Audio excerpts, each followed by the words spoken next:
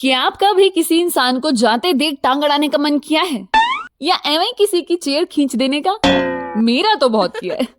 Hello everyone, स्वागत है आप सभी का एक बार फिर सुख टॉक्स के नए एपिसोड में। हमारे मन के जो इंट्रूसिव थॉट्स होते हैं, क्या ये सच में इंट्रूसिव थॉट्स हैं? मैंने कहीं पढ़ा था कि हम जो कुछ भी लंबे समय तक सोचते हैं, हमारी पर्सनैलिटी भी वैसी ही बनने लगती है। यानी किसी के ख्याल बताते हैं कि वो एक्चुअल में कैसा है। इसीलिए बचपन से देवी देवताओं और वॉरियर्स की कहानियां सुनाई जाती हैं और सिखाया जाता है किसी के लिए बुरा सोचना भी नहीं चाहिए।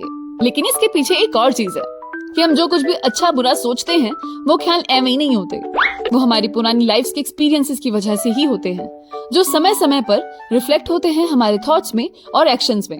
इन्हें ही हम पुराने संस्कार कहते हैं। और डिटेल में जाए तो समझ आता है कि हमारे बुरे संस्कार ही हमसे बुरा काम करवाते हैं या हमारे मन में बुरे ख्याल लाते हैं और उनसे हम प्रवोक होते हैं। लेकिन अच्छे संस्कार यानी गुड डीड्स हमें कुछ भी बुरा करने से रोकते हैं और किसी भी तरह के गलत ख्यालों से हमें प्रोटेक्ट भी करते हैं। ये जो हमारे अंदर ही अंदर लड़ाई चलती है ना, इसे ही योग में प्रत्याहार कहा गया है, यानी withdrawal of senses, materialistic influence से कट ऑफ करना, यानी अपने मन को हर गलत ख्याल या इच्छा से बचा कर रखना।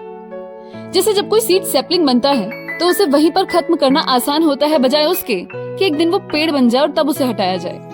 इसीलिए योग गुरु ने समझाया कि अपने मन में उठे हर बुराई को उसे बड़ा बनने से पहले ही खत्म कर दो, क्योंकि हम गलत ख्याल रोक नहीं सकते।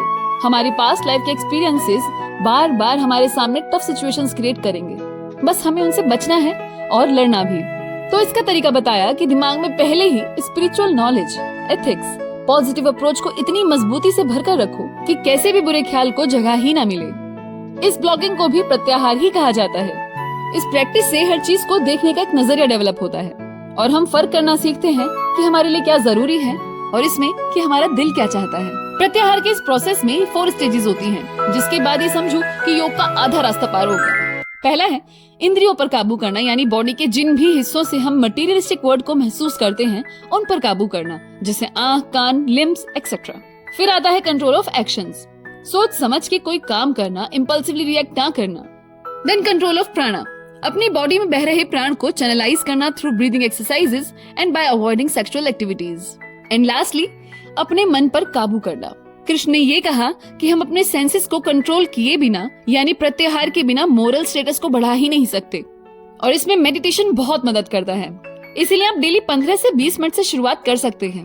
And sit with yourself in empty room and feel your heart beat. तो बस आज के लिए इतना ही, फिर मिलूंगी नई पुरानी सी बात के साथ। तब तक के लिए बाहर जाने से पहले अपने अंदर जाने की कोशिश करिए। बाय।